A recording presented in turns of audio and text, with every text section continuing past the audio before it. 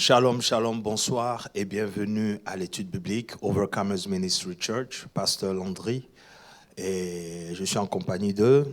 Pasteur Moses, Voilà. je vous salue. Bonsoir. Donc aujourd'hui, nous avons la lourde responsabilité de, j'ai envie de dire, d'enseigner à travers le message poignant de l'apôtre encore dimanche, le serviteur et les sacrifices. Tout à fait. Donc on va prier et nous allons démarrer l'étude. Père, nous voulons te bénir ce soir. Merci Seigneur. Le privilège que tu nous donnes encore de te servir à travers cette étude. Seigneur, nous prions pour tous ceux qui vont se connecter, pour tous ceux qui vont nous écouter, afin que nous apportons un plus dans ce que toi tu as déjà établi dans leur vie. Au nom de Jésus. Seigneur, par ton esprit, conduis-nous. Au nom de Prends le Jésus. contrôle de ce moment. Au nom de Jésus. Et que Père, ton nom soit glorifié à travers cette étude. Au nom de Jésus. Au nom de Jésus. Amen. Amen. Bonsoir et encore bienvenue à l'étude biblique. N'hésitez pas à partager le direct, inviter quelqu'un et n'hésitez pas à nous poser des questions. Si vous avez des questions, nous allons par la grâce de Dieu répondre aux questions. Et voilà. Pasteur Moses, comment ça va? Comment ça va? Nous bénissons Dieu pour cet autre jour que Dieu nous donne de partager Amen. avec les frères et sœurs. Et nous sommes heureux d'être là. Amen. C'est un honneur et c'est un privilège. Tout à fait, tout à fait. Et nous bénissons Dieu en tout cas pour la technique qui est toujours fidèle. Alléluia. Que Dieu le bénisse. Et notre elder JB aussi qui est fidèle. Au rendez-vous. Amen. Voilà. Donc nous allons démarrer l'étude. Nous avons parlé de serviteurs et de sacrifices. Pour tous ceux qui n'ont pas pu suivre le message, nous vous encourageons vivement d'aller réécouter afin de vraiment apprendre quelque chose encore et de grandir dans sa voie chrétienne. Voilà. Alors, qu'est-ce qu'on peut dire déjà par rapport, comme introduction, par rapport à ce que nous avons entendu dimanche, Pasteur Moses? Bien, nous rendons grâce à Dieu pour la vie du Bishop Tano. Amen. Qui nous a gratifié de ce message. Yes. Et à mon avis, c'est un message très important. Et je rends grâce à Dieu pour ce temps que nous passons au travers de cette étude dont nous avons commencé en parlant du croyant. C'est ça. Ensuite, le croyant qui devient disciple et serviteur avant d'être fils. Tout à fait. Pour moi, c'est un temps de ressourcement. Amen. Parce qu'il est très important pour nous de savoir notre identité en Christ et surtout quelles sont les responsabilités qui nous sont acquises. Amen, amen. Et d'ailleurs, c'est pour ça que quand l'apôtre a démarré même la prédication dimanche, il a beaucoup insisté sur la fondation d'abord. Tout à fait. Et d'après ce que tu es en train de dire, il a insisté sur la fondation qui doit être vraiment solide avant d'essayer de bâtir quoi que ce soit au-dessus. Avant de parler des matériaux spécifiques qu'il fallait utiliser pour la continuité, il fallait d'abord même que les fondations soient... Tout à fait.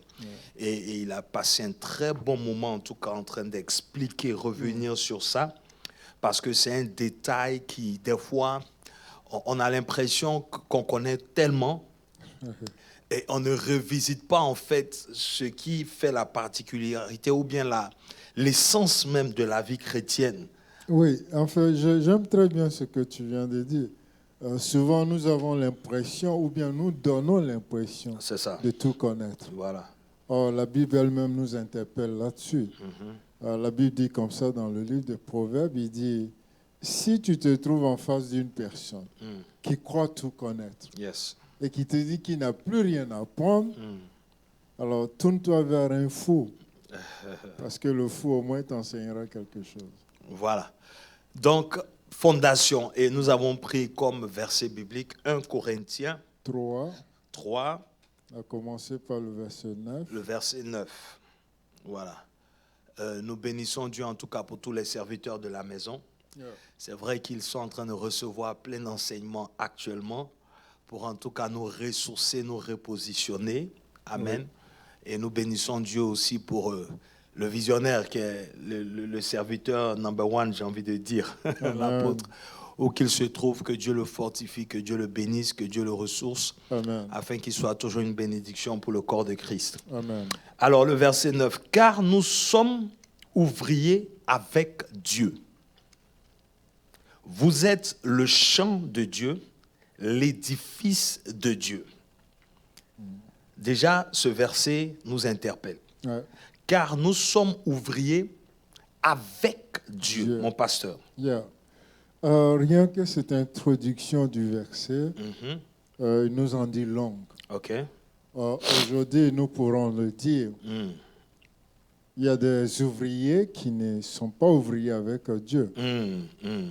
Okay. Et nous avons à ce niveau 3 catégories. Okay. Des ouvriers pour Dieu. Oui. Les ouvriers avec Dieu. Okay. C'est déjà différent. D'accord. Donc c'est là où nous disons que tu peux servir sans pour autant servir Dieu. Voilà. Donc, nous sommes ouvriers avec Dieu.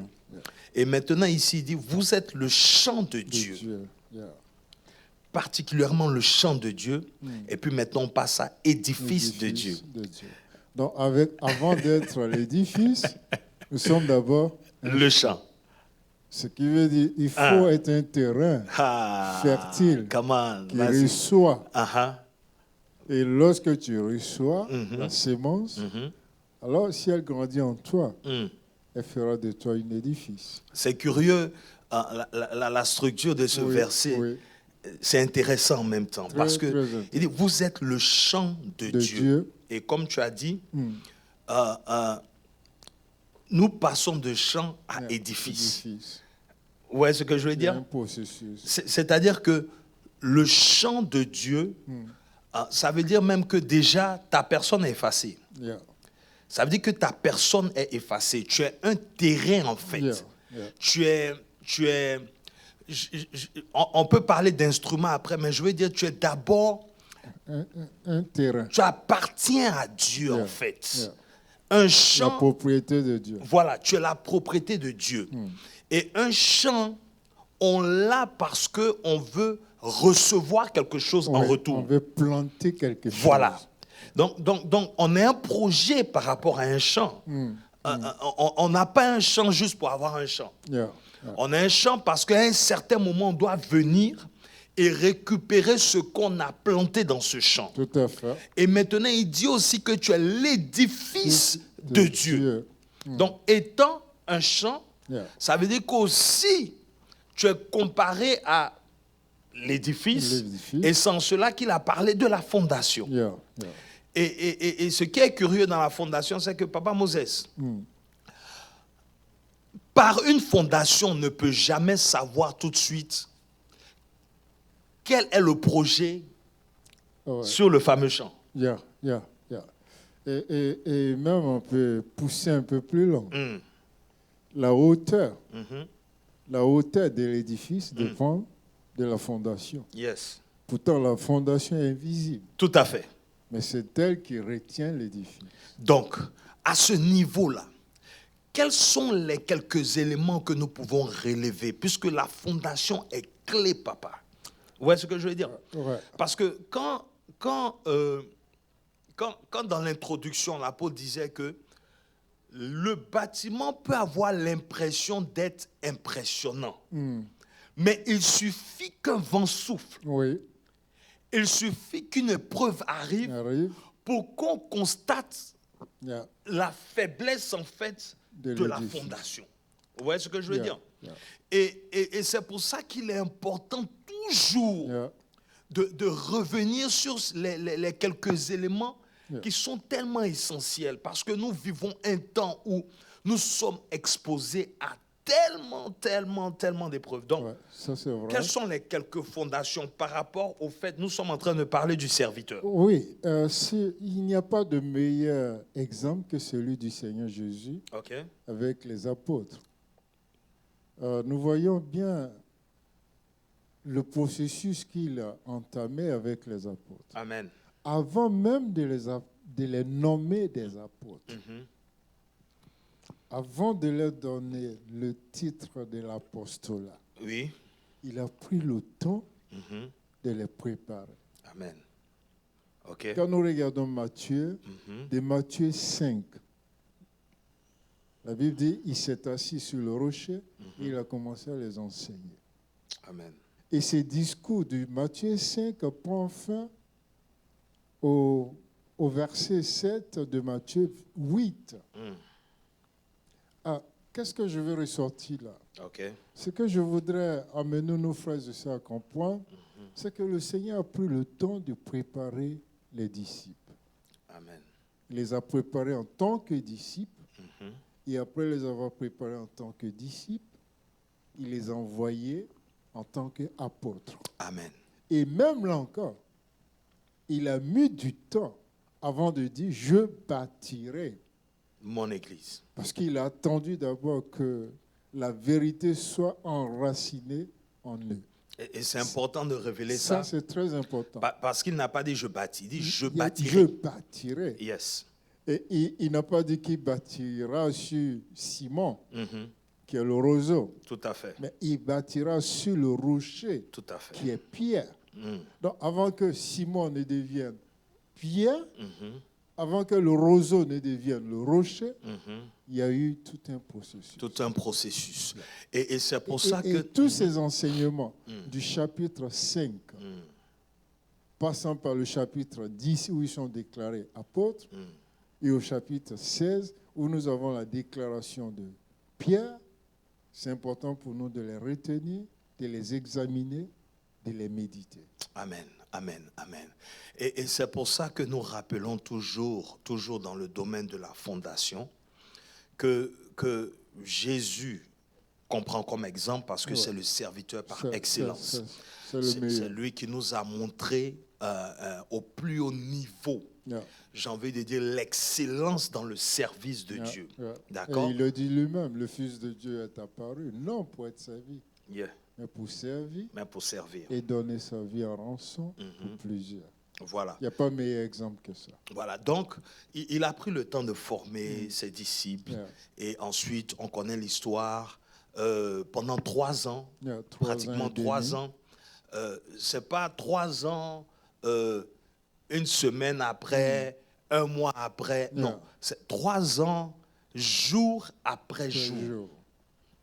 Jour après jour. Donc chaque jour, pendant 3 ans, au pied du maître, en train d'apprendre. Vous voyez ce que je veux dire? C'est important de souligner ça. Très important. Et non seulement en enseignement, en démonstration de puissance, en mission. Donc, il a formé les disciples, n'est-ce pas? Avant de les emmener sur le champ du service. Vous voyez ce que je veux dire? Et donc, pendant ces 3 ans, il finit de les former. Et il revient après la résurrection. Il les enseigne pendant 40 jours. Et maintenant, l'élément clé ici, pour la fondation, c'est qu'ils doivent recevoir l'Esprit. Très capital. Très, très important. Parce que nous avons parlé de ce détail-là, puisqu'on ne peut pas être serviteur de Dieu sans le Saint-Esprit. C'est pas possible. C'est pour ça qu'il dit ici, nous sommes serviteurs avec Dieu. C'est parce qu'on a l'Esprit qu'on a avec Dieu. Vous voyez ce que je veux dire? Oui, c'est effectivement parce qu'on a l'Esprit de Dieu et qui nous conduit. Et on verra plus tard, quand il dira, ceux qui sont conduits par l'Esprit sont fils de Dieu. Amen. Pour dire que si l'Esprit de Dieu est en nous, effectivement, la personne qui nous conduit sera le Saint-Esprit. Amen, amen. Est-ce qu'on peut avoir le verset 10 pour continuer avec déjà 1 Corinthiens, voilà. Selon la grâce de Dieu qui m'a été donnée, j'ai posé le fondement comme un sage architecte et un autre bâti dessus, mais que chacun prenne garde à la manière dont il bâtit dessus. Mon pasteur. Effectivement, là, c'est, je dirais, une exhortation que l'apôtre nous donne. OK. Parce que, comme il le dit lui-même, ici, notons qu'il s'adresse d'abord aux païens qui se sont convertis. OK. Donc, à cet effet, il avait besoin de poser une bonne fondation vis-à-vis de ces païens. Oui. La vie de Corinthe, à l'époque, était une vie cosmopolite. OK. Aujourd'hui, on pourrait dire la vie de New York, où plusieurs mélanges ethniques, rangs sociaux se mélangeaient. Donc, dans cette vie-là, et comme lui-même il a dit au départ, ils avaient plusieurs dieux qu'ils adoraient. Oui. Avant de leur révéler le vrai Dieu. Et il prend soin dès le début de leur dire l'importance de la croix. Même si la croix est une folie, je dirais, pour les païens, les Grecs, et un scandale pour les Juifs, mais il prend soin de leur dire que c'est la puissance de Dieu qui nous sauve. Et au chapitre 2, il montre l'importance du Saint-Esprit en leur disant que par le Saint-Esprit, nous pouvons servir Dieu, nous pouvons marcher avec Dieu, nous pouvons communier avec Dieu, nous pouvons recevoir même la révélation qui n'est pas donnée au monde. Amen. Donc maintenant au chapitre 3, il nous montre que aussi nous sommes ouvriers avec Dieu, mais ouvriers, cela ne suppose pas qu'il faut faire ce que tu veux, c'est ça. Mais tu dois faire ce que tu vois le maître faire. Amen. Et tu peux voir ce que le maître fait parce que tu as son esprit, parce que tu... Voilà. Et pour continuer dans l'étude, mon pasteur, nous avons parlé, donc le titre déjà du message est révélateur, parce qu'il dit le serviteur et le sacrifice. Et c'est ainsi que nous sommes entrés maintenant dans la sacrificature, sinon le sacrificateur. OK? Et ici, nous avons pris... c'était 1 Pierre 2, versets 9 et 5. Voilà, 1 Pierre 2, 5. 1 Pierre chapitre 2, le verset 5 déjà. On va lire le verset 5 et on va lire le verset 9. Okay. Et vous-même, comme des pierres vivantes, édifiez-vous pour former une maison spirituelle, un saint sacerdoce, afin d'offrir des victimes spirituelles agréables à Dieu par Jésus-Christ. Verset 9. Oh my God. Verset 9.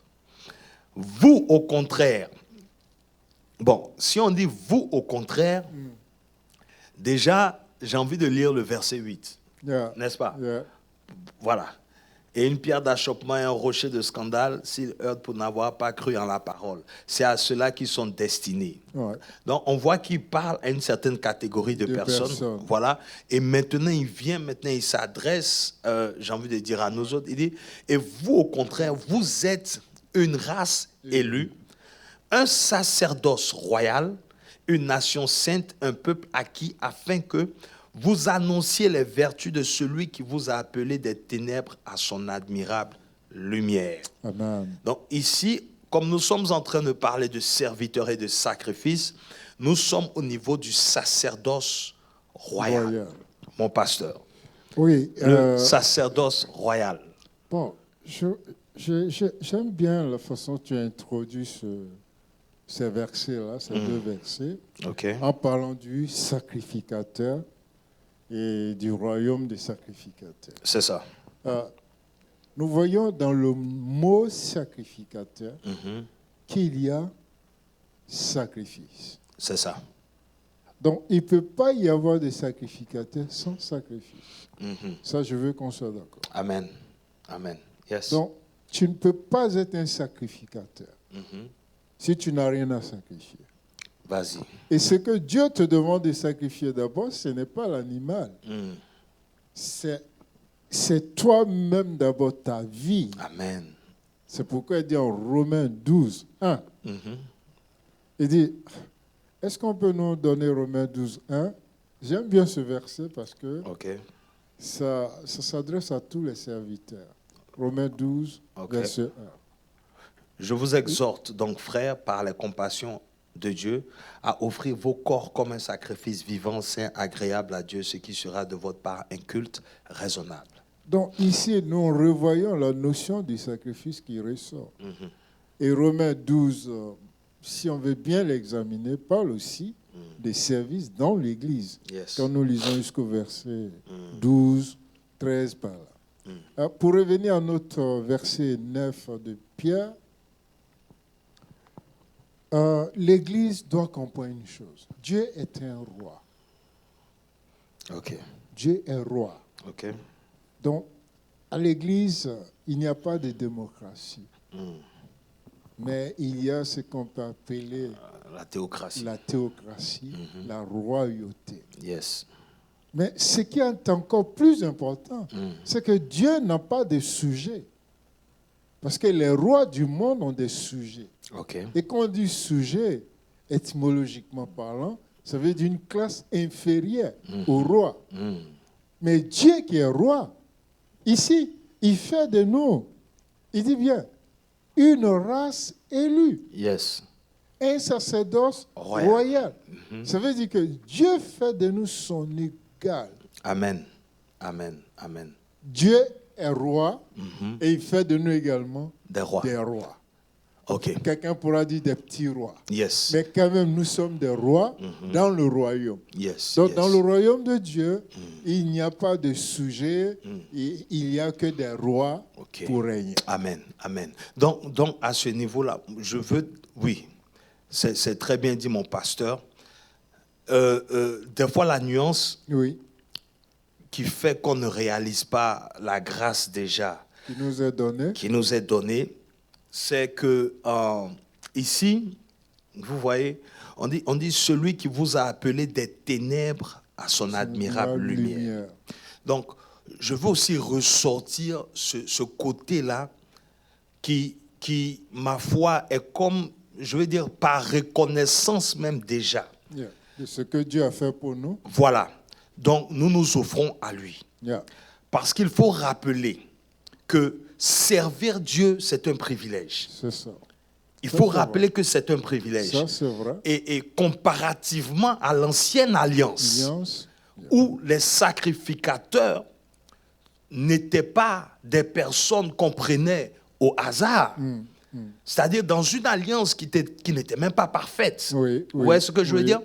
Il y avait 12 tribus. C'est vrai, Israël, dans son ensemble, appartient à Dieu, mais des personnes qui devaient servir dans le sacerdoce, des personnes qui devaient permettre à Dieu de se rapprocher du peuple. Donc les canaux qui étaient choisis, c'était un seul peuple, ça veut dire les Lévites, les descendants d'Aaron. Donc ça veut dire que ce n'était même pas, j'ai envie de dire, c'était pas par mérite, c'était pas par sélection, j'ai envie de dire, mais déjà le fait que tu sois né dans telle famille, automatiquement, tu étais au service de Dieu. Vous voyez ce que je veux dire? Et c'est dans les Lévites maintenant qu'on prenait aussi les souverains sacrificateurs qui étaient de la lignée d'Aaron. C'est ça. OK? Donc maintenant, quand nous sommes dans la nouvelle alliance, ce n'est plus, j'ai envie de dire, une certaine tribu, un certain peuple. Donc, la notion de la grâce, automatiquement, est activée. Amen. Donc, quand tu réalises cela déjà, que moi, j'ai ce privilège-là de servir ce Dieu, déjà, ça t'emmène à un niveau d'accepter le sacrifice même que tu dois être. Amen. Je pense. Amen. Et ici, on parle de sacrifice, de sacerdoce royal. Et j'ai aimé ce que l'apôtre a dit parce que il a relevé le niveau de la sacrificature avant la royauté. Ça, c'est ça. Parce que Jésus, il est roi des rois. Tout à fait. Mais il devait servir d'abord. Avant de monter sur le trône. Voilà. Donc, il devait servir. Yeah. Donc, dans son service, c'est ça le sacrificateur. Oui, c'est ce qu'il a relevé dans la prédication. Oui. C'est après le sacrifice, que Dieu maintenant lui donne le nom au-dessus de tout nom. Voilà. Et qui donne à tout le monde de l'appeler Seigneur. Amen. Donc, à ce niveau déjà, quand tu regardes la lignée de Jésus, déjà, c'est révélateur. Yeah. Parce que tu as la lignée de la royauté par David. C'est ça. Et tu as la lignée de la sacrificature par Aaron. Yeah. Donc, automatiquement, Judas et Lévi se retrouvent en Christ. En Christ. Yeah. Et donc, maintenant, comme Christ a créé, j'ai envie de dire, cette nouvelle race dont nous sommes issus. Exactement. Nous avons donc la royauté, la sacrificature en nous. Amen. Mais ce qui va valider la royauté, ou j'ai envie de dire ce qui va permettre à la royauté d'être manifeste, c'est la sacrificature. Exact. Comme Jésus lui-même l'a fait. Amen. Et c'est en cela que l'apôtre était en train d'insister sur le fait que si tu ne mets pas au devant le sacrificateur que tu es, tu ne pourras pas régner en tant que roi. C'est clair, c'est clair. Raison pour laquelle les guerres en Israël, c'était les sacrificateurs qui étaient en avant. Donc, pour dire que si tu es chrétien, n'est-ce pas, la dimension du sacrifice, j'ai envie de dire du service, est ce qui va garantir ta victoire pour permettre à l'autre dimension de se manifester. Ça, c'est clair. C'est clair. Vous voyez ce que je veux dire? Et même dans ce verset, ça ressort très bien. Vous voyez, il dit bien, ex sacerdoce. Avant de parler de royauté, il parle d'abord du sacerdoce. Yes. Un sacerdoce, et c'est par la suite après qu'il associe royal. Amen. Donc, comme vous venez de le dire, c'est clair. Yes. Il faut le service pour déterminer exactement quel type de sacerdoce royal tu as acquis. Et c'est pour ça que mon pasteur, quand il faut bien lire l'histoire de David. C'est important. Parce que c'est ce que David a démontré en fait. Vous voyez? Parce que le chrétien aujourd'hui, on l'a rappelé dimanche, il veut toujours régner. Il veut être au-dessus toujours. C'est ça. Il veut pouvoir obtenir tout. Enfin, notre nature adamique a du mal on a du mal à se séparer de cette nature adamique. Justement, alors que le chemin, justement, pour pouvoir arriver à ce règne-là, c'est de passer par le service. C'est être un sacrifice vivant. Amen. Et un sacrifice est toujours mort. Et il a précisé. Yes. Être sacrifice, ça veut dire que naturellement, ta volonté meurt. C'est ça. Donc, tu t'es livré, tu t'es donné volontairement, j'ai envie de dire. Oui. Comme le Seigneur s'est donné dans le jardin. Justement. Et il a dit quelque chose que j'ai aimé. Dans le jardin de Gethsémani, Satan n'était pas. Tout à fait. Mais c'était le combat de la destinée. Yes. Comme pour dire quoi? Souvent, nous aimons accuser les démons, les sorciers, Satan, etc. Mais parfois, les grands combats de nos destinées, ce n'est pas au travers de ces gens. Tout à fait. C'est au travers de nous-mêmes, notre propre caractère. Amen. Et notre face-à-face avec Dieu. Amen, amen, amen. Et j'ai vraiment aimé justement le côté du sacrifice parce que j'insiste sur ça pour encourager quelqu'un. Ce n'est pas une perte de temps, du tout. Exact. Vous voyez, et tu ne peux pas servir ce Dieu-là. Je reviens sur le sacrifice vivant. Vous savez, quand on sacrifie, même jusqu'aujourd'hui, quand tu sacrifies un animal, il est mort. Exact. Il est mort. Son sang parle. et permet de décanter des situations ou d'obtenir certaines choses. Dans le spirituel. Vous voyez ce que je veux dire? Yeah. Mais la Bible nous dit que nous sommes des sacrifices vivants. Wow. Ça veut dire que tu es mort, mais tu es vivant. Donc, la valeur ici, c'est quoi? C'est que tu acceptes ta mort, même si elle n'est pas physique. Donc, c'est là où la volonté par rapport au service de Dieu prend une autre dimension, en fait, j'ai envie de dire. Parce que tu peux bien faire comme tout le monde fait. Oui, mais tu t'abstiens. Voilà. Tu peux faire comme tout le monde fait. Tu peux aller où tout le monde va, mais consciemment de ce que Christ a fait pour toi, et l'ayant réalisé, toi tu décides que, you know what, je m'abstiens de ceci, je me mets à la disposition de l'esprit, je me prive de certaines choses, je mets mon temps au service de Dieu, je mets mon talent au service de Dieu, je mets mon trésor au service de Dieu. Vous voyez ce que je veux dire? Donc tu es vivant, mais en même temps tu es un sacrifice. Amen. Vous voyez ce que je veux dire? Et Dieu voit. Tout à fait. Dieu voit cela. Et Dieu tient compte de cela. Absolument. Puisqu'on dit chez Dieu, il y a un livre. Yes. Il est même parlé d'un livre de souvenirs. Lorsque les gens disaient, certains disaient au temps de l'Ancien Testament, c'est en vain que nous servons l'Éternel, c'est en vain que nous payons nos dîmes, c'est en vain que nous apportons nos offrandes. Mais Dieu dit non, ne dites pas ça. J'ouvrirai les livres de souvenirs. Donc si Dieu parle des livres de souvenirs, c'est dire que Dieu tient compte. Chaque moment, chaque saison, chaque étape de nos vies est comptabilisée par Dieu. Yes.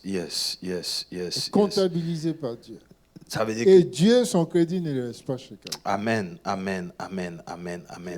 Donc, vous voyez, c'est à ce niveau-là que je pense nous sommes et nous devons exceller. Parce que j'ai pris l'histoire de David. Pourquoi, mon pasteur?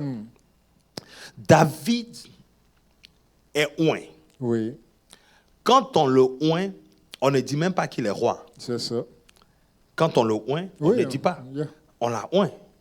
Et automatiquement, dans la suite de l'histoire, on voit qu'il tend à la royauté. On est d'accord? Donc, quand on voit que c'est sur lui que Dieu a sa main, David étant conscient qu'il doit être roi, ce qui me choque, ce sont les personnes autour de lui. Oui. Il n'est pas encore roi, mais il a des sujets qui le considèrent déjà comme roi. Comme un roi. Ouais, donc ça veut dire qu'ils ont foi en ce que le prochain roi, c'est celui-là. Amen. Donc nous acceptons de payer le prix maintenant, parce que demain, quand il sera installé, nous aurons une certaine position. C'est ce que Christ fait avec nous aujourd'hui. Amen. Vous voyez ce que je veux dire? Parce qu'il y a un royaume à venir. On ne dit pas roi des rois pour rien. Il y a un royaume à venir.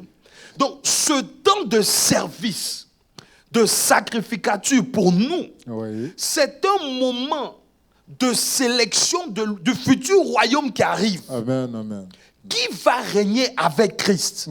C'est ce que nous sommes en train de démontrer à travers notre service aujourd'hui. Amen. Je ne sais pas si... Non, ce que tu dis, ça me rappelle l'histoire du riche, du jeune homme riche. Je crois que c'est dans Marc 17. Ok, qui ne voulait pas vendre tous ses biens, ok. Le verset 19. Le Seigneur lui dit d'aller vendre tout ce qu'il a, de venir et le suivre. Yes. Bon, ce qui m'a frappé dans l'histoire de ce jeune homme, c'est Marc 17, Marc 17, je crois. Ok. Là, c'est Marc 16 que vous avez affiché. Il y a la notion du sacrifice vis-à-vis du jeune homme riche. Mais c'est plutôt la question posée par Pierre qui m'a le plus intrigué. Là, je crois vers le verset 24. Marc 17. Marc 17. Marc 17. Vers la fin, verset 24 à 26. Ok. Le Seigneur dit, en le voyant, le Oui. Seigneur l'aima, mais il est parti tout triste. Vous voyez? Étant parti tout triste, maintenant le Seigneur lui dit, qu'est-ce qui sera difficile pour les riches de rentrer dans le royaume des cieux? Et il sera plus facile pour un chameau de passer par le trou d'une aiguille. Mon pasteur, est-ce que c'est Marc? Attends. Oui, je crois bien. Parce que Marc s'arrête à 16. Ah, ok, donc c'est Matthieu 17. Matthieu 17, 24. Ça. Ok. Matthieu 17, 24. On va voir. Regardons. Comme c'est une étude pour que... Voilà. Ne pétille pas. Attends, on va trouver ça tout de suite. Donc, oui, il est plus dur pour un homme Non, un riche Yeah. de rentrer dans le royaume des cieux. Yes. Marc Plutôt 19, que pour- 24. 19. Plutôt que pour un... Non, Matthieu, pardon. Matthieu Matthieu 19, 24. Plutôt que pour un... Yeah. Je vous le dis encore, il est plus facile à un chameau de passer par le trou d'une aiguille qu'à un riche d'entrer dans le royaume de Dieu. Yes. Maintenant, verset 25, Verset 25. on verra la question de Pierre. Les disciples ayant entendu cela furent très étonnés et dirent, qui peut donc être sauvé? Verset 26. Verset 26.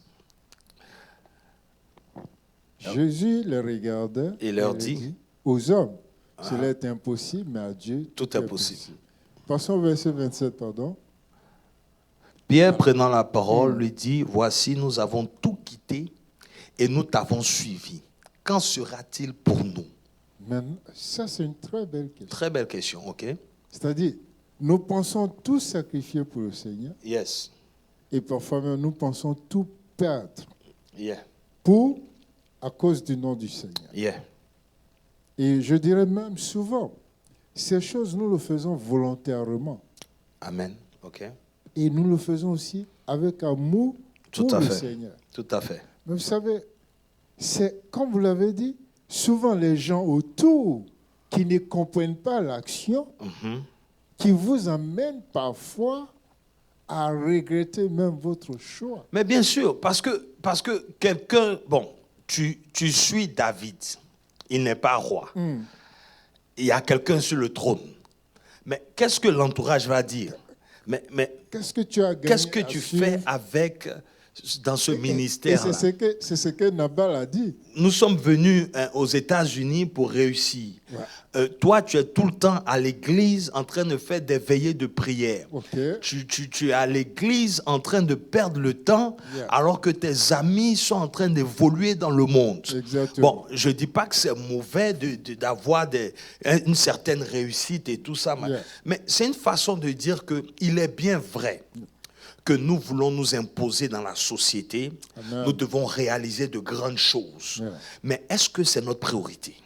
Non, ça ne doit pas être la priorité. Ouais. Le royaume de Dieu, il dit chercher premièrement le royaume de Dieu et sa justice. Vous voyez? Et tout le reste... Et mon pasteur, voilà. C'est ça. Parce que, vous voyez, l'apôtre a dit, il a rappelé quelque chose. Il a dit que nous ne pouvons pas bâtir notre vie sur le standard du monde. Exactement. Ça Pourquoi? marchera pas. Parce que, vous voyez, quand tu n'appartiens pas à Dieu, ta ligne pour le succès ou pour la réussite est différente de celui qui appartient à Dieu. Ça, c'est clair. Nous nous imposons par le sacrifice que nous sommes pour Dieu. Amen. Amen. C'est pour ça qu'on a précisé que pour aller en guerre, c'est le sacrificateur qui est devant. Qui est devant. Amen. Donc, ta notion de sacrifice, le service, c'est ce qui parle pour toi pour t'imposer dans le monde. Et même dans le monde spirituel. Mais c'est pour ça. Mais maintenant, c'est ça. Donc, le monde spirituel qui répond maintenant à la réalité, sur physique. Voilà. Mais maintenant, toi, tu ne veux pas servir. Et tu regardes quelqu'un qui n'appartient peut-être pas à Dieu, qui utilise des principes selon lesquels lui, il arrive à un certain niveau. Et tu le convoites. Et ça te tente maintenant. Et maintenant, tu fais la comparaison. de quitter ton identité et vouloir réussir comme lui l'a réussi. Mais c'est une grave erreur. C'est une grave erreur parce que le chien ne peut pas regarder comment le chat marche pour réussir selon le chat. Impossible. Je ne sais pas. Ce sont des natures différentes. Et mon pasteur, je voulais qu'on écoute la réponse que le Seigneur lui a donnée ici. Parce que ça cadre très bien avec notre étude. Okay. Verset 28. Verse 28, Jésus leur répondit, « Je vous le dis en vérité, quand le Fils de l'homme, au renouvellement de toutes choses, sera assis sur le trône de sa gloire, vous qui m'avez suivi, vous serez de même assis sur 12 trônes et vous jugerez les 12 tribus d'Israël. » Vous voyez, il n'a pas dit ici qu'ils vont continuer à servir. Yes. Lui étant sur son trône, yes. Il y aura d'autres trônes sur lesquels ils seront assis. Amen. Amen. Donc nous ne perdons pas notre temps. Yes, yes. Il y a des couronnes qui nous attendent. Ne perdons pas notre temps. Yes. Et ça, tu as parlé de couronnes. Quand nous regardons Jacques à 1,12, il dit, heureux l'homme qui supporte la tribulation. Tout à fait. Qui supporte l'épreuve. Yes. Car à la fin, il y a une couronne qui lui est réservée. Mon pasteur, c'est en ce moment-là que ton cœur doit vraiment être entier à Christ. Je te dis. Hein? Parce que, vous savez, nous servons, mais on l'a mentionné encore dimanche, c'est que on ne peut pas voir par ton zèle l'état de ton cœur.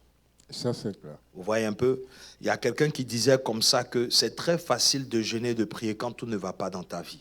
Ça, c'est vrai. Quand tu as des difficultés, quand tu es en train de chercher à te positionner. Vous voyez ce que je veux dire? Quand tu as les millions. Mais quand tu arrives à un certain niveau dans la société, c'est en ce moment que ton service, j'ai envie de dire, prend plus de valeur. Et j'ai aimé le jeûne du roi Yeah. à cause de Daniel. Tout à fait. Dit, toute cette nuit, le roi a jeûné.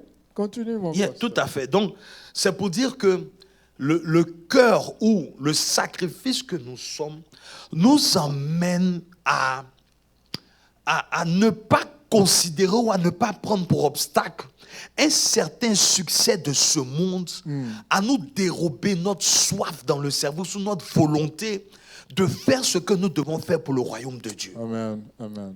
C'est-à-dire, quel que soit le niveau ou ce que tu peux obtenir dans le monde, ça ne représente absolument rien par rapport à ta position de service dans le royaume de Dieu. Vous voyez ce que je veux dire?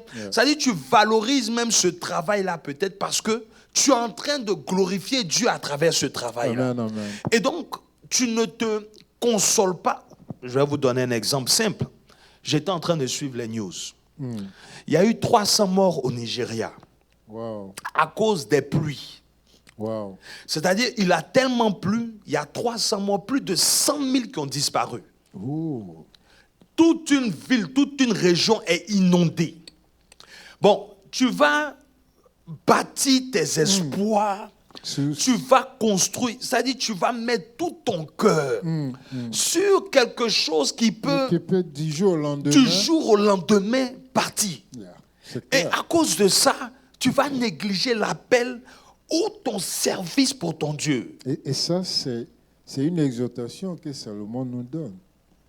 Il dit ne regarde pas, ne plonge pas trop ton regard sur l'argent. Car l'argent a des ailes. Comme vous venez de dire. Yes. L'argent a des ailes. Le trésor a des ailes.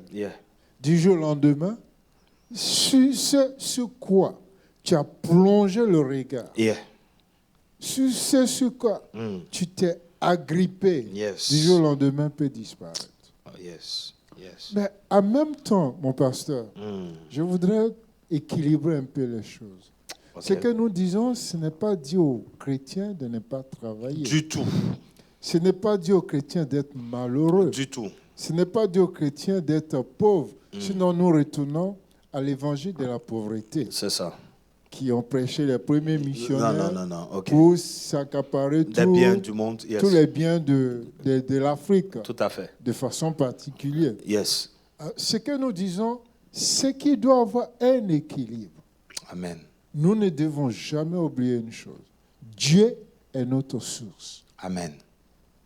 Maintenant, la source que Dieu est peut utiliser n'importe qui, n'importe quoi. Ça peut être un corbeau aujourd'hui et demain, ça peut être une veuve. Tout à fait. Mais cela n'est pas ta source. Yes. Ta source est Dieu. C'est Dieu qui donne. Je disais à un fils, avoir une grosse voiture, c'est bien. Mais tu as donné combien de rides à quelqu'un pour venir à l'église? Ça, c'est important. Juste une question simple comme ça. Tu vois ce que je veux dire? Ça dit, tu as pu mettre ça comment au service de Dieu, en fait? Ou bien tu as visité combien de personnes pour les édifier? Vous voyez ce que je veux dire? Ça dit que des fois, le matériel nous détourne complètement. On ne se rend pas compte que Dieu a mis toutes ces choses autour de nous pour pouvoir nous aider à faire évoluer ou à faire grandir. C'est ce qu'il a dit à Abraham. Je te bénirai. Et je ferai de toi une source de bénédiction pour le monde. C'est juste pour répondre à ça. Tout à fait. Voilà. Pour dire Dieu que nous bénit pour que... Non, c'est malheureux. C'est malheureux parfois, mon pasteur. Parlons même pas de voiture. Deux chrétiens qui vivent côte à côte. Yes. Toi, tu as deux chemises. Peut-être même que tu ne portes plus. Mais tu vois l'autre, il n'a qu'une seule chemise. Yes. Qu'est-ce que ça te coûte de laver, repasser et lui apporter ça? Juste un exemple. C'est pour ça que nous avons parlé du cœur. Il y a plusieurs domaines où nous pouvons servir. Combien de fois tu es venu à l'église, balayer, nettoyer ou brosser quelque chose? Yes. Dans nos pays africains, j'ai envie de dire, les gens connaissent le service. Amen. Les gens connaissent le service. On m'a parlé d'un prophète au Ghana. Voilà un monsieur qui ne sait ni lire ni écrire. Mais parce qu'il a servi le prophète. Yes. Le Seigneur prophète. Mais le jour où le prophète partait, son esprit est venu se reposer sur les lettrés. Et ça a étonné les gens. Pour dire que le service dans l'église, quel que soit le niveau où tu es, ça ne se perd pas. C'est pour ça qu'il a dit, nous sommes un sacerdoce royal, une nation sainte. Et nous avons rappelé cela pour dire que ce n'est pas celui qui prêche, c'est toute personne qui est en train de servir à tous les niveaux. Mais nous faisons la distinction par rapport au monde. Pourquoi? Parce que c'est très facile de faire des sacrifices pour ce que nous obtenons qui est corruptible. Qui est éphémère d'ailleurs. Vous voyez ce que je veux dire? C'est-à-dire que nous faisons tellement de sacrifices. Et la dernière fois, j'étais en train de parler aussi des sacrifices que nous pouvons faire quand les hommes sont devant des marabouts, des féticheurs. Le genre de choses qu'on demande. On ne discute pas avec les exigences. Tu dois te lever chaque jour à 3 heures du matin, te tenir nu dans un carrefour à un certain moment. Tu dois apporter un cheval rose. Mais je vous dis que ces personnes-là sont zélées et font ce genre de choses-là parce qu'ils ont compris que les principes spirituels sont des principes spirituels. La spiritualité travaille avec des principes. Vous comprenez? Donc, c'est en ce moment on a dit que nous ne pouvons pas offrir à Dieu ce que nous pensons qui est normal. Mais nous voulons offrir ce que Dieu attend de nous. Amen. Et nous avons pris l'exemple de Caïn et d'Abel. Et aussi, il a dit, Dieu ne te demande pas d'offrir Ismaël, mais il te demande d'offrir Isaac. Vous voyez? Ce qui te tient à cœur. Parce que, amen. Bon, pour revenir d'abord à... Parce que Abel et Caïn. Ismaël et Isaac, c'est du lourd. Pour revenir à Caïn et Abel, vous voyez que je veux qu'on reparte dans Genèse. C'était dans Genèse 4.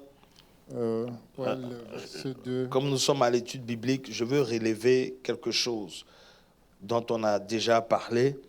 Genèse 4, Ouais, il dit au verset, Genèse 4, le verset, j'ai envie de dire, le verset, voilà, à partir du verset 3. Au bout de quelque temps, Caïn fit à l'Éternel une offrande des fruits de la terre. Verset 4. Et Abel, de son côté, en fit une des premiers-nés de son troupeau et de leur graisse. L'Éternel porta un regard favorable sur Abel et sur son offrande. Regardez un peu le verset. La Bible n'a pas dit qu'il a porté un regard d'abord sur l'offrande. La Bible porta un regard favorable sur Abel. C'est sur Abel d'abord. Pour dire sur le cœur, j'ai envie de dire, sur l'intention derrière l'offrande. Donc, c'est Abel qui est agréable. À Dieu. Et maintenant, c'est sur son offrande. Vous voyez ce que je veux dire? Donc, c'est là où nous parlons de l'intention derrière le sacrifice ou derrière le service. Amen. Donc, Dieu ne regarde pas ce que tu donnes. Non, c'est pas... J'aime bien cet exemple que tu donnes. Comparé aux riches du temps de Jésus et à la pauvre veuve qui a donné quelques pièces. Ben, le Seigneur dit, elle a donné plus que tout à fait ces gens-là. Parce que ces gens donnaient dans les superflus, mais elle a donné tout ce qu'elle avait pour vivre. Amen. Pour dire que Abel ici, pour attirer l'attention de Dieu. Tout à fait. Parce que l'apôtre a rappelé que Dieu est éloigné. Et Adam a inculqué que pour s'approcher de Dieu, il faut un sacrifice. Il faut un sacrifice. Alors, le sacrifice qui est fait, j'ai envie de dire, ce que tu prétends offrir à Dieu, que ça soit ta personne, ton service, ce n'est pas, j'ai envie de dire, l'acte. Mais ça commence par ta personne. Merci. Nous voyons l'humilité d'Abel dans son sacrifice. Un prédicateur un jour expliquait comme ça. Caïn, avec son orgueil, orgueil, entre guillemets, d'avoir cultivé la terre et d'avoir moissonné la culture, vient avec cette offrande. Tout à fait. Bon, il s'est dit, c'est le fruit de sa sueur. Mais c'est ça, mon pasteur. J'ai envie de dire qu'il a offert quelque chose. Oui, mais Abel, de son côté, a estimé qu'il n'y a rien que lui puisse offrir à Dieu qui est valable, sinon un animal pur. Et ici, c'est un symbole. C'est un symbole. C'est un symbole. C'est clair. Comme le Père le renseignait, Dieu, pour les pardonner ou pour couvrir leur nudité, a fait un sacrifice. Tout à fait. Donc, dans la continuité du temps, quand vous venez dans la présence de Dieu, vous devez aussi faire un sacrifice. Tout à fait. Donc, Abel, un enfant obéissant qu'il est, justement, et qui a bien appris la leçon, a compris qu'il n'y a rien que tu puisses offrir à Dieu qui va l'impressionner, mais la valeur du sang. C'est la valeur du sang, mais ici, mon pasteur, je veux relever le point que, en fait, c'est Dieu qui sait ce qui est bon pour lui. Amen, amen. Ouais, c'est Dieu qui apprécie. C'est Dieu qui apprécie. C'est pour ça que c'est lui-même qui nous donne l'instruction. Amen. Pour qu'en obéissant à l'instruction, il puisse répondre. Bénis. Vous voyez ce que je veux dire? Mais l'homme aujourd'hui, lui, il veut donner ce qu'il pense qui est normal. Ce qui make sense pour lui. C'est-à-dire notre volonté. Voilà. Prime sur la volonté de Dieu. Justement. Bon, maintenant, ici, Abel, il a donné par obéissance. Ce n'est pas un raisonnement, c'est un principe. OK? Donne, Abel a donné. Dieu a réagi parce qu'il a obéi. Donc, son obéissance a fait parler son offrande. Amen, amen. Jusqu'aujourd'hui. Amen. Tout comme, il y a des sacrifices que nous, enfin, j'ai envie de dire, nos pères ont fait, nos pères absolument dans la foi oh yes, ont fait, bien sûr, et qui continuent de parler jusqu'à aujourd'hui. Tout à fait. Quand nous lisons le livre des rois, à combien de reprises Dieu n'a-t-il dit à un moment donné, il voulait détruire Israël. Mais il dit à cause de mon serviteur Abraham. Yes. Ou bien à cause de mon serviteur David. Tout à fait. Je les épargne. Yes. Donc, yes. Il y a des sacrifices. Tu es en train de toucher un point, mon pasteur. C'est très important. Parce que, vous voyez, on ne réalise pas que les actes que nous posons ne s'arrêtent pas à nous. Amen. Amen. C'est-à-dire, on ne réalise pas que nous sommes en train même de servir pour des futures générations. Amen. Pour toute une famille, pour tout un peuple. Amen. Et des fois, Dieu te prépare même pour toute une nation. C'est là la fondation importante. Tu vois, donc tu es là, tu vois juste ta personne. Oui. Et par rapport à ça, tu ne réalises pas la portée. Tu ne réalises pas la portée, le niveau ou la voie que ce que tu es en train de poser comme acte sacrificiel a comme retentissement dans le monde spirituel pour garantir des choses pour des générations et des générations. Le point que tu as touché est très, très, très important. Amen, amen. Et c'est pour ça que tu vas te voir des fois en train de poser des sacrifices. Des fois, tu te demandes, mais pourquoi dans cette famille, c'est moi seul qui dois subir tout ça? Pourquoi est-ce que c'est moi qui dois prier pour tout le monde? C'est moi qui dois intercéder pour tout le monde? Pourquoi c'est moi Dieu appelle pour prier pour un tel ou tel? Pourquoi c'est moi qui ai ce souci-là de prier pour l'Église, de prier pour les hommes de Dieu? Vous voyez ce que je veux dire? Mais tu ne réalises pas en fait la portée générationnelle. Combien de personnes sont en train d'être couvertes à cause des actes que tu es en train de poser pour Dieu? Amen. Vous voyez ce que je veux dire? Amen. On ne réalise pas ça des fois. Non, ça c'est vrai. Et le sacrifice, c'est ça. Parce que tu ne vis pas pour toi. Amen. C'est pour ça que Christ est intercesseur jusqu'aujourd'hui. Yes, yes. Parce que si tu devais vivre pour toi, bon, tu es sauvé, Dieu te prend avec lui. Puis c'est fini. C'est C'est-à-dire fini, qu'on est sauvé, il nous amène en même temps. Mais s'il te maintient ici, c'est parce qu'il y a. C'est parce que de toi, il doit sortir quelque chose. Il doit sortir des nations. Par toi, des hommes, des femmes doivent être touchés, bénis, impactés, transformés, restaurés. Amen. Toutes des générations, des familles. Vous voyez ce que je veux dire? Il y a un homme de Dieu qui disait comme ça qu'il y a des personnes qui sont des institutions. Yes. Il y a des personnes qui... Le plan de Dieu est un carrefour dans leur vie. C'est-à-dire qu'ils sont des éléments importants pour Dieu. Quand tu prends Anne, justement, sa pensée était dans ma tête. Quand tu prends Anne, l'enfant n'était même pas encore conçu. Est-ce qu'un enfant, c'est un problème pour Dieu? Est-ce que donner un enfant pour Dieu, c'est un problème? Et j'aime bien la suite. Après qu'elle ait donné l'enfant, c'est là maintenant que le sacrificateur prie pour elle. Come on. Yes. Et Dieu maintenant ouvre le boulevard. C'est ça. C'est pour dire que, vous voyez, la sagesse de Dieu va toujours nous dépasser. Et il ne faut jamais, en ce qui concerne Dieu, non seulement penser que tu connais trop, mais c'est dans le service même que tu vas apprendre à être humble. Et quand tu arrives à ce niveau-là, tu n'as pas besoin d'encouragement pour servir Dieu. Non. Au contraire. Tu n'as pas besoin de boost. Je te dis, mon pasteur, tu ne peux même pas rester sans le service. Ce n'est pas possible. Parce que ta vie, ton souffle, c'est le service. Amen. Amen. Aussi longtemps que tu vivras, tu serviras. Ça veut dire que tu dois te sentir mal à l'aise. Si tu ne sens pas que tu es un chant du Seigneur. Si tu ne sens pas qu'il y a un projet divin par ta personne, ça doit te déranger. Pas parce que tu dois être prédicateur, mais même en tant qu'homme d'affaires.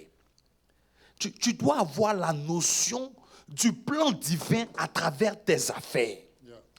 Il y a une ouverture il y a quelque chose qui doit pop dans ton mind pour te faire réaliser que ce que je suis en train de faire, ce n'est pas un acte de 2 ans, 3 ans. Je suis en train de bâtir quelque chose pour le Seigneur générationnellement. Amen. Vous voyez ce que je veux dire? Et c'est en cela que une injure ou une tribulation, une moquerie ou un problème ne peut pas diminuer ton zèle ou t'empêcher de fréquenter une assemblée ou te mettre dans une position d'injure d'hommes de Dieu ou même de tes frères qui sont supposés être des compagnons de lutte. Vous voyez ce que je veux dire? Parce qu'on ne voit plus la dimension de ce que Dieu a réservé pour nous. Parce que mon pasteur, quand tu as les yeux sur le prix, ok? Yes. Tu ne regardes plus les personnes qui sont à côté de toi. Non, c'est clair. Mais ton regard est sur le prix. C'est clair. Et tu es apte même à pardonner facilement les personnes à côté de toi. À cause de l'excellence de ce qui t'attend. Amen, amen. C'est pour ça que l'apôtre Paul, il peut être en prison, hein, et puis encourager ceux qui sont dehors. Pour qu'ils soient heureux. Parce que c'est un privilège pour lui d'être enfermé à cause de Christ. Il est toujours en train de servir. Et il encourage ceux qui sont dehors, qui se plaignent. Il dit, on peut m'enchaîner, mais on ne peut pas enchaîner la parole. C'est la dimension qui t'emmène à te réjouir dans les tribulations pour Christ. Tu vas parler de Jésus, on te verse de l'eau dessus, on t'insulte, et puis tu souris, et puis tu pries pour la personne, et tu dis, Seigneur, pardonne. Il ne sait pas ce qu'il est en train de faire. On te lapide à mort, tu vois le ciel ouvert, mais tu dis, Seigneur... Pardonne-le. On peut parler. Pas, Amen. Vous voyez ce que je veux dire?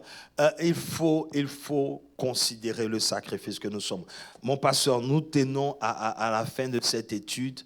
Qu'est-ce qu'on peut retenir de façon, je sais pas. En fait, pour moi, je sais que le bishop n'a pas fini de prêcher sur ces thèmes. Mais tu as touché un point qui m'est très capital.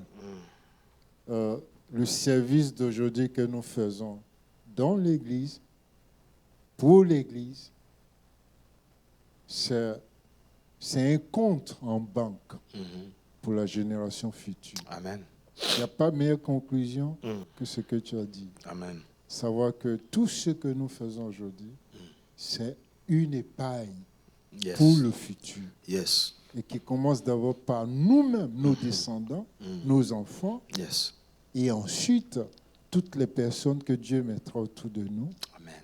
Dont Dieu voudrait que nous impactons la vie. Et que Dieu vous bénisse. Amen. Moi, ce que je veux dire rapidement, mon pasteur, c'est, je veux revenir même sur Moïse.